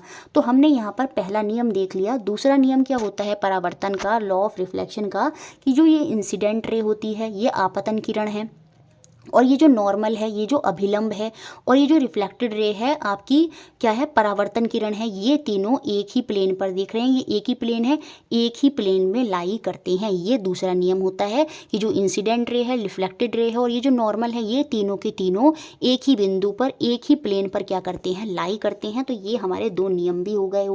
यहाँ पर लॉ ऑफ रिफ्लेक्शन जो है वो भी मैंने आपको बता दिए। नेक्स्ट क्वेश्चन देखते हैं, क्वेश्चन नंबर 17 जो 27 दिसंबर में बना। Human eye has near point that is distance of distinct vision at approximately 25 centimetre. मानव आँख का जो निकट बिंदु होता है, यानी स्पष्ट देख पाने की जो न्यूनतम दूरी होती है वो लगभग 25 सेंटीमीटर होती है। ये आपको याद भी रखनी है। देखिए दूर का तो आप इनफाइनाइट तक देख सकते हैं, अनंत तक देख सकते हैं, लेकिन जो पास का है वो आप 25 सेंटीमीटर तक का जो है देख सकते हैं, उससे पास जाने पर जो है वो आपको दिखाई नहीं देगा, और उसी से पर्सपेक्टिव को ध्यान में रखकर हमको यहाँ पर सही स्टेटमेंट बताना है। अब देखिए, आपको पता होना चाहिए कि जो आई के अंदर हमारा लेंस होता है वो कौन सा लेंस होता है, वो हमारा कॉन्वेक्स लेंस होता है। पहली बात तो याद रखेंगे, कौन सा लेंस होता है, कॉन्वेक्स लेंस होता है। इमेज जो फॉर्म होती है वो हमारे रेटिना पर फॉर्म होती है, जो रेटिना होता है उस पर हमारे प्रतिबिंब जो इमेज है वो बनता है, और जो इमेज यहाँ पर बनती है वो याद रखेंगे वो रियल होती है। क्यों? क्योंकि वो रेटिना पर बन रही है, मिरर से निकलकर कहाँ बनती है, रेटिना पर बनती है। तो इमेज जो होती है वो हमारी रेटिना में क्या होती है, रियल होती है। कैसी होती है, रियल होती है, और इमेज उल्टी बनती है, याद रखेंगे उल्टी बनती है, और साथ में इमेज डिमिनिश्ड होती है, छोटी होती है। तो ऑप्शन नंबर सेकंड यहाँ पर सही हो जाएगा। कॉन्वेक्स लेंस यहाँ पर होता है, इमेज हमारी रियल होती है, उल्टी होती है, इन्वर्टेड होती है, और साथ में छोटी होती है। आप सोच रहे होंगे रेटिना में तो इमेज उल्टी बनती है, फिर हमें क्यों सीधी दिखती है? वो हमारे सेंस जो हैं, माइंड के सेंस नर्व्स तक जाती है, और वहाँ से माइंड जो है उसको उसी तरह से सीधा करके हमको दिखा देता है। लेकिन रेटिना में जो इमेज बनती है, याद रखेंगे वो वास्तविक उल्टी और छोटी होती है, रियल, इन्वर्टेड और डिमिनिश्ड होती है। ये अच्छे से रट लीजिएगा। तो ऑप्शन नंबर सेकंड यहाँ पर सही है। एक एक्स्ट्रा पॉइंट मैं यहाँ पर आपको बता रही हूँ कि immediate effect of the image formed on the retina does not and, it last for 1/16 second. मतलब आप सोचते होंगे जो इमेज हमारी रेटिना पर बनती है क्या वो एकदम दिखने के बाद एकदम खत्म हो जाती है? नहीं, वो 1/16 सेकंड तक हमारी रेटिना पर बनी रहती है। तो ये पॉइंट भी इंपॉर्टेंट है, याद रखेंगे। नेक्स्ट क्वेश्चन देखते हैं 18, जो हमारा 28 दिसंबर 2021 में बना। Which of the following statement about the image formed by the concave lens is always correct. नीचे दिए गए कथनों में से कौन सा एक कथन अवतल लेंस के बने प्रतिबिंब के लिए सदैव सत्य होगा? अब मैंने आपको बताया था जो कॉन्केव लेंस होता है सेम वैसे ही काम करता है आपका कॉन्वेक्स मिरर, और कॉन्वेक्स मिरर को मैंने बहुत बार समझाते, बिल्कुल प्लेन मिरर की तरह आपकी इमेज इरेक्ट होती है, वर्चुअल होती है, बस जो इमेज होती है वो छोटी बनती है, स्मॉल बनती है। तो अब हमको ऐसा ही ऑप्शन ढूंढना होगा, और ऐसा ऑप्शन होगा हमारा यहाँ पर ऑप्शन नंबर 4, यह सीधा तथा बिंब से छोटा होगा। It is upright and smaller than the object. ठीक है, तो ऑप्शन नंबर 4 जो है वो यहाँ पर हमारा सही होगा। इमेज उल्टी नहीं बनती है, सीधे बनती है, बड़ी नहीं बनती है, छोटी बनती है, इसी वजह से ऑप्शन नंबर 4 यहाँ पर सही है। नेक्स्ट क्वेश्चन 19, जो 30 दिसंबर 2021 में बना, ये क्वेश्चन भी बहुत इजी था। Sameer goes to an exhibition, Sameer जो है एक मेले में जाता है। He enter a mirror house, वो मिरर हाउस जो है वहाँ पर दर्पण का जो गृह है वहाँ पर जाता है, और वहाँ पर वो वैरायटी ऑफ दर्पण जो मिरर हैं वो वहाँ पर देखता है। Following are the characteristics of his image formed in the various mirror, बहुत सारे मिरर में उसे अपनी इमेज दिखती हैं। तो ये 5 मिरर में सपोज 4 मिरर में वो अपनी इमेज बनती हुई उसको दिखी, उनके बेसिस पर हमको बताना है कि जो समीर हैं वहाँ पर उसने कौन कौन से मिरर देखे होंगे, ये अब हमको बताना है। मिरर ए में उसकी जो इमेज बनी वो इरेक्ट और सेम साइज़ बनी, तो सीधी सी बात है सेम साइज़ जो होती है वो प्लेन मिरर में ही होती है, तो ए तो हमारा प्लेन मिरर है। इरेक्ट और डिमिनिश्ड किस में होती है? अभी हमने देखा था कॉन्वेक्स मिरर में होती है। ठीक है, इन्वर्टेड और डिमिनिश्ड किस में होती है? जब भी उल्टी इमेज होती है तो वहाँ पर आपका कॉन्केव मिरर आ जाता है या कॉन्वेक्स लेंस आ जाता है। इन्वर्टेड, फिर से इन्वर्टेड ही आ गया तो फिर से कॉन्केव मिरर ही आएगा। इट मीन्स सी और डी तो आपके क्या है, कॉन्केव मिरर ही है, और ए और बी, ए हमारा प्लेन मिरर है और बी हमारा कॉन्वेक्स मिरर है, मतलब उत्तल दर्पण, और ये अवतल दर्पण है। तो यहाँ पर ऑप्शन नंबर 1 जो है वही सही हो जाएगा। नेक्स्ट क्वेश्चन देखते हैं जो आपका एग्जाम में बना 31 दिसंबर 2021 में। 20th क्वेश्चन देखते हैं।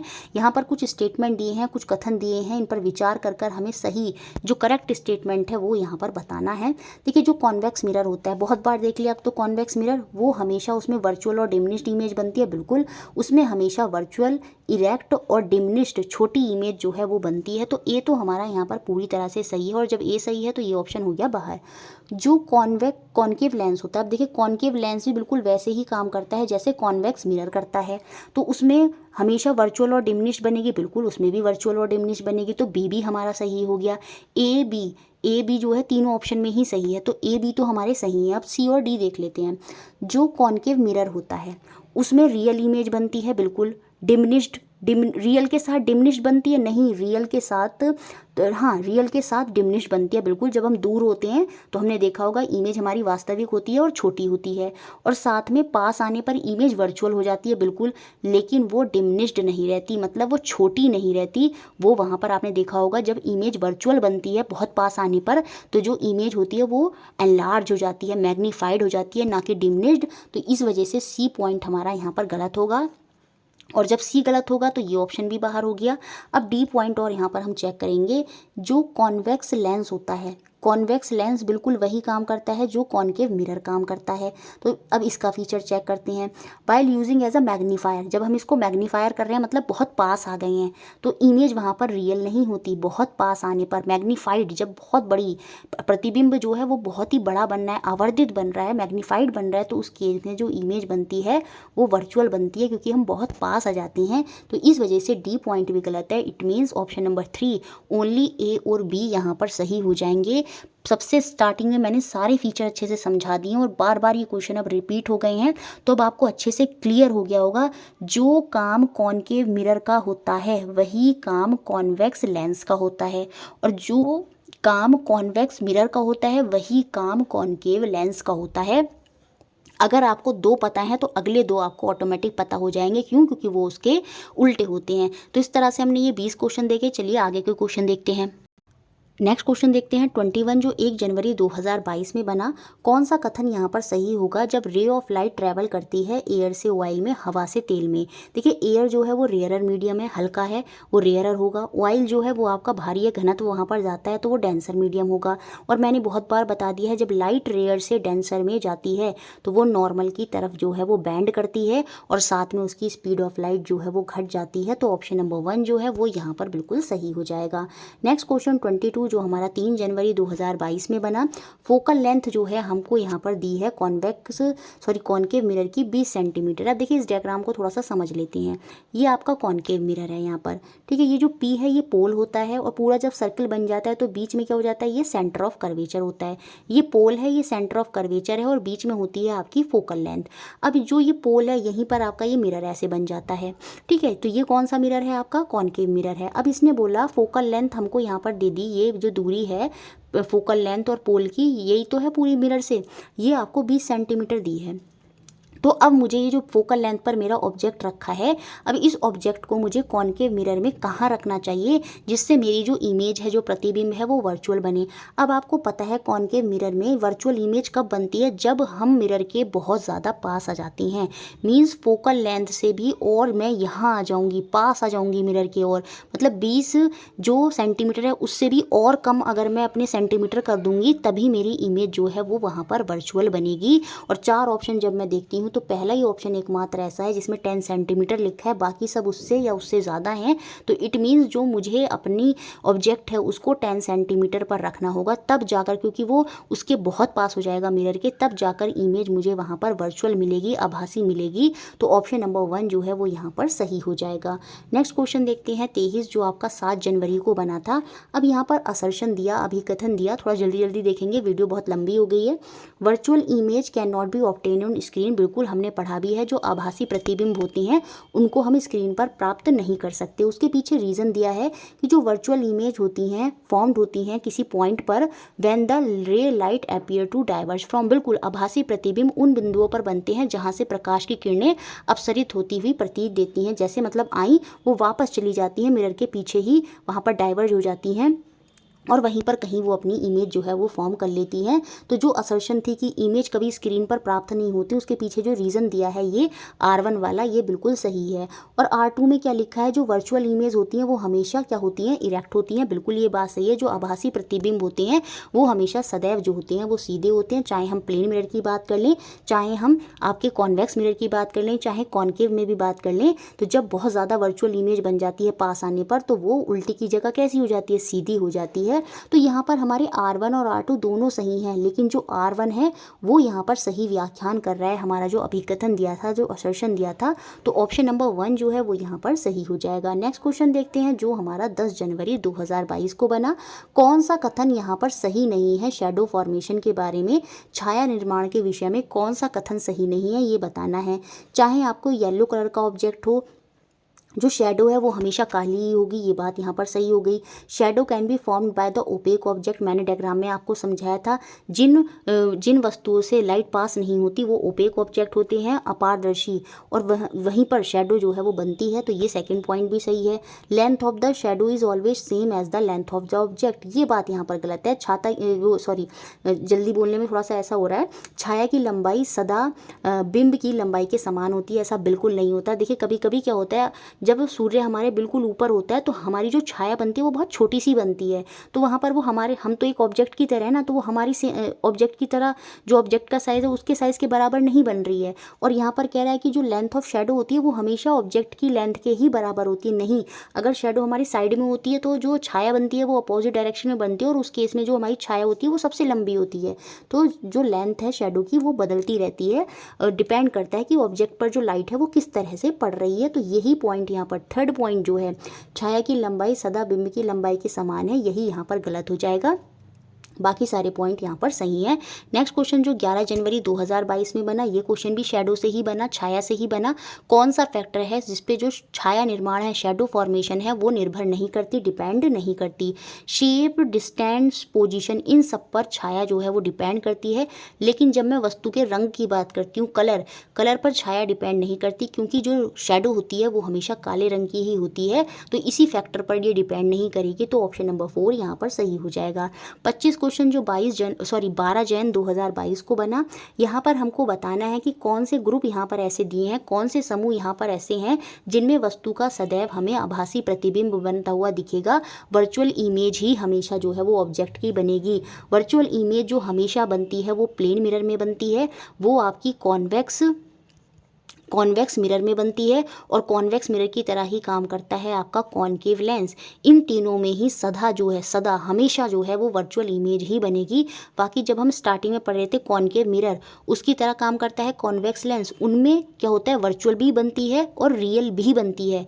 लेकिन यहाँ पर यही पूछ रहा था कि जिसमें खाली वर्चुअल बनेगी, तो वो किस में बनती है, आपकी कॉन्वेक्स मिरर में बनती है, उत्तल दर्पण में बनती है। उसके अपोजिट जो काम करता है कॉनकेव लेंस, उसमें बनती है, अवतल लेंस बनती है, और साथ में प्लेन मिरर में समतल दर्पण पे बनती है। तो ऑप्शन नंबर 2 यहाँ पर सही हो गया। नेक्स्ट क्वेश्चन 26, ये बिल्कुल वही क्वेश्चन बने जो बहुत स्टार्टिंग में मैंने आपको बताए थे। 17 जैन 2022 में ये क्वेश्चन बना आपका क्या, suppose you are standing in front of a plane mirror fixed on a wall. ये प्लेन मिरर जो है दीवार पर जो है समतल दर्पण ये फिक्स है, ठीक है। You are at a distance of 3 metre, जो मैं यहाँ पर 3 मीटर पर खड़ी हूँ, और जो मेरा दोस्त है वो 4 मीटर की दूरी पर खड़ा है इस मिरर से। यही तो बोला है क्वेश्चन में, मैं जो हूँ वो 3 मीटर की दूरी पर हूँ और मेरा दोस्त जो है वो 4 मीटर की दूरी पर मिरर से खड़ा है। तो जो डिस्टेंस हमको बताना है वो क्या बताना है, यू, मैं, और मेरे दोस्त की जो छाया बनी है, मेरा दोस्त 4 मीटर की दूरी पर है, तो जो उसकी छाया कह रहे हैं, जो उसका प्रतिबिंब बनेगा वो मिरर के पीछे 4 मीटर की दूरी पर ही बनेगा। क्योंकि ये आपको स्टार्टिंग में ही मैंने बताया था कि प्लेन मिरर में जितनी दूरी पर आप होते हैं तो जो इमेज बनती है, जो प्रतिबिंब बनता है वो उतनी ही दूरी पर बनता है जितनी दूरी पर आप होते हैं। हमारा दोस्त जो है वो 4 मीटर की दूरी पर है, तो उसका जो प्रतिबिंब बनेगा वो भी, जो इमेज बनेगी वो भी 4 मीटर की दूरी पर बनेगी।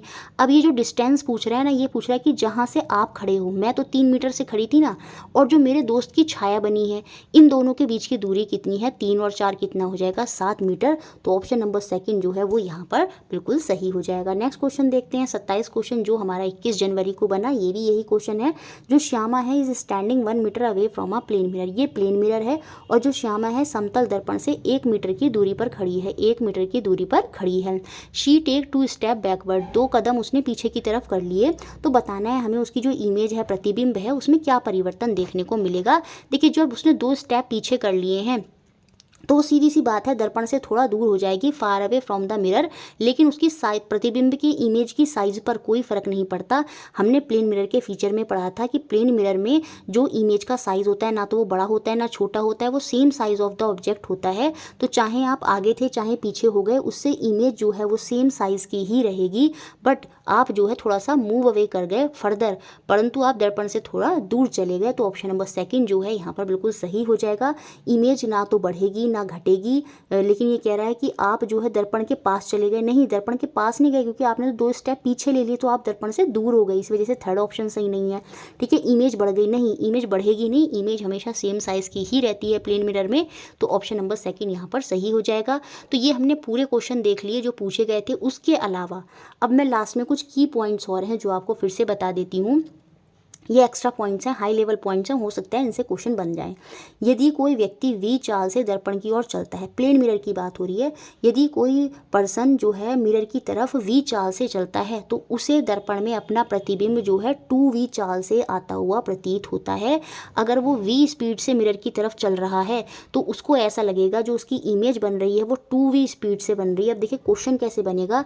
यदि कोई मनुष्य समतल दर्पण प्लेन मिरर की ओर 4 मीटर पर सेकेंड की स्पीड से चाल से चल रहा है तो मिरर में वस्तु का जो प्रतिबिंब बनेगा, मनुष्य का जो प्रतिबिंब बनेगा वो किस चाल से आता हुआ प्रतीत होगा, तो वो 2v चाल, मतलब v चाल से वो जा रहा था और v चाल कितनी थी 4, तो 2v कर देंगे तो 4 × 2 करेंगे तो 8 मीटर पर सेकंड से आता हुआ प्रतीत होगा।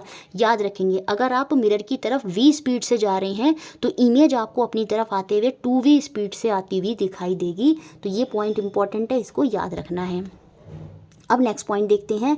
किसी वस्तु का समतल दर्पण में पूर्ण प्रतिबिंब देखने के लिए दर्पण की जो लंबाई है वो वस्तु की लंबाई से कम आधी होनी चाहिए। मुझे अपनी पूरी फुल इमेज देखनी है ना, ये प्लेन मिरर लगा हुआ है, इसमें मुझे जो अपनी इमेज देखनी है वो पूरी दिखनी है, सिर से पैर तक पूरा देखना है। तो ये पूरी लंबाई देखने के लिए जो मिरर होना चाहिए वो मेरी लंबाई का कम से कम आधा होना ज़रूरी है। To see the full image of the object, अगर मुझे अपनी फुल इमेज देखनी है प्लेन मिरर में तो जो लेंथ होनी चाहिए मिरर की वो कितनी होनी चाहिए, कम से कम मेरी लेंथ की आधी होनी ज़रूरी है। ये भी की पॉइंट है, आपको याद रख। देखिए लास्ट में अब हम एक पॉइंट और देखेंगे। देखिए सबसे स्टार्टिंग में मैंने आपको बताया था 2 प्लेन मिरर होती हैं, अगर उनके बीच में ऑब्जेक्ट है और वो 2 प्लेन मिरर पैरेलल हैं तो उस केस में जो इमेज बनती हैं वो इनफाइनाइट बनती हैं, अनंत बनती हैं। लेकिन अब यहाँ पर केस बदलेगा। जब 2 प्लेन मिरर किसी एंगल पर रखे होंगे, जैसे 2 प्लेन मिरर 90 डिग्री के कोण पर हैं, 40 डिग्री, 50 डिग्री, 60 डिग्री, जब वो 2 मिरर जो हैं किसी एंगल पर रखे होंगे और उनके बीच में कोई ऑब्जेक्ट होगा तो वहाँ पर इनफाइनाइट नंबर ऑफ़ इमेज नहीं बनेंगी, वहाँ पर कुछ पर्टिकुलर नंबर ऑफ़ इमेज बनेंगी। और वो कितनी बनेंगी अब हम उसको समझने की कोशिश करेंगे। थ्योरी में समझाया है, फिर से एक बार और देख लीजिए, यहाँ से क्वेश्चन बनने की उम्मीद है। अब देखिए जैसे यहाँ पर लिखा है 2 समतल दर्पण मतलब प्लेन मिरर, ठीक है, के कारण बनने वाले प्रतिबिंबों की संख्या उनके मध्य कोण पर निर्भर करती है। मतलब 2 प्लेन मिरर अगर किसी एंगल पर रखे हैं और कोई ऑब्जेक्ट है तो वो जो जिस एंगल पर 2 प्लेन मिरर रखे हैं उन्हीं के बेसिस पर जो नंबर ऑफ़ इमेज हैं वो बनती हैं एक पर्टिकुलर ऑब्जेक्ट की। और वो कितनी बनती हैं, जैसे आप इस डायग्राम में देख रहे हैं, एक मिरर ये है और एक मिरर ये है, इनके बीच में 90 डिग्री का एंगल बन रहा है। कितना एंगल बन रहा है, 90 डिग्री का एंगल बन रहा है। अब ये एक मोमबत्ती यहाँ पर इस तरह से रखी है तो ये एक ऑब्जेक्ट है, तो इस ऑब्जेक्ट के इस मोमबत्ती के अब मुझको बताना है जब 2 प्लेन मिरर 90 डिग्री के कोण पर रखे हैं तो कितनी नंबर ऑफ़ इमेज बनेंगी, कितने प्रतिबिंब बनेंगे। तो इसका एक सिंपल सा फॉर्मूला होता है 360 डिवाइडेड बाय जो क्वेश्चन में एंगल दिया होता है और -1। सिंपल ये कर देते हैं और आपका आंसर आ जाता है। 9 की टेबल में 4 बार कट जाएगा, 4 में से 1 माइनस कर देंगे तो 3 जो है वो मेरा आंसर आ जाएगा। यदि दर्पण के मध्य कोण 90 डिग्री है तो कुल कितनी इमेज बनी, कुल कितने प्रतिबिंब बने, 3 प्रतिबिंब बने। यहाँ पर लिखा भी है the number of image formed, उसका फॉर्मूला होता है 360 डिवाइडेड बाय ए यहाँ पर क्या है थीटा, जो एंगल हमको क्वेश्चन में दिया होगा।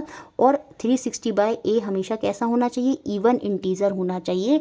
जैसे यहाँ पर जो आपका निकल कर आया था 4 आया था, जब हमने 360 में से 90 को डिवाइड किया था तो 4 आया था, ये इवन था और इसमें से फिर हमने एक घटा दिया था और हमारी इमेज आ गई थी 3।